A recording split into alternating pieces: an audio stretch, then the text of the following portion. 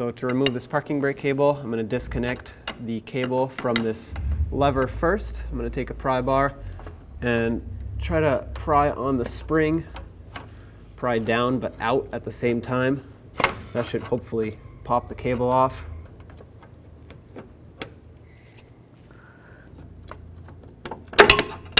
There we go. I'm going to try and spray this with a little bit of rust penetrant. Hopefully that'll help break it free. Now, as you can see, my cable is kind of stuck, seized in the engaged position.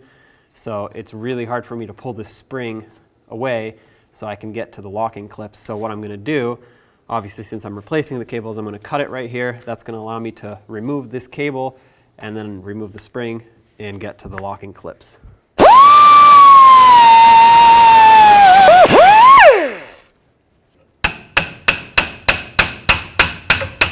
So I cut it here, hoping that I could pull the cable out, but I think it's seized right in this area here. So I'm gonna try and cut this e-brake cable with a pair of side cutters.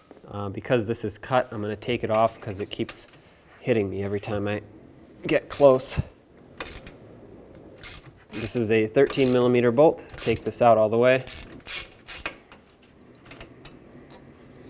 All right, let that hang. Because this is cut, I can spin it, and you can see there's a little hook right there, and there's another one on the other side, on the back side. They do make a tool that slides over this. It's kind of like a half circle, and it hooks onto those, pins them in so you can remove this cable, but in my case I can spin it. Once that other hook matches with the cutout, my cable will just pull right out if I pull on it. Now follow the cable along its mounting brackets and just remove it. There we go. Now up here where it connects to the main cable, you can twist this, pull out the end of it, and then all that's left to do is to knock it out of the frame here. So at the top here, there's a little hook. I'm going to try and press it with my pry bar and then hammer this out. And that'll release the rest of your parking brake cable. So I'm going to try to put the front end in through these hooks. It'll be a lot easier to slide in than trying to do the other end.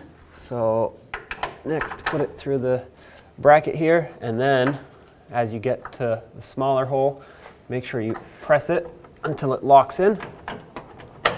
Perfect. Now you can take the cable. Since the other end is not connected, you should be able to pull on this. I'm going to use a pair of locking pliers to pull on the cable, compress the spring on the other end, use these to lock it on here and prevent it from going back in. This will give me extra slack here, just enough to slide it into its bracket.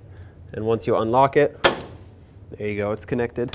Now on this end, I'm going to reattach the bolt for the bracket that holds the parking brake cable on and make sure that it goes through the bracket that holds the brake line in place. I'm not going to tighten it up all the way because as you can see, it's adjustable, so I want to put it onto the wheel first. So I pulled the spring down, added a pair of locking pliers there. That's going to allow me to pull on the parking brake cable,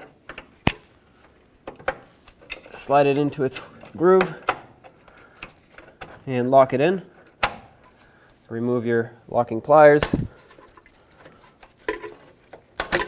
Now, if you notice, the boot came off of the end of the cable, so I'm just going to try and slip it back on. It's important you do that so the water doesn't get in. There we go.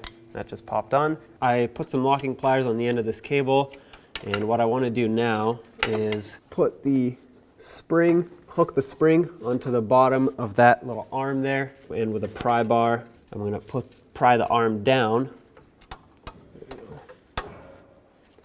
Once that's there, I'm going to use another set of locking pliers and reattach the parking brake cable.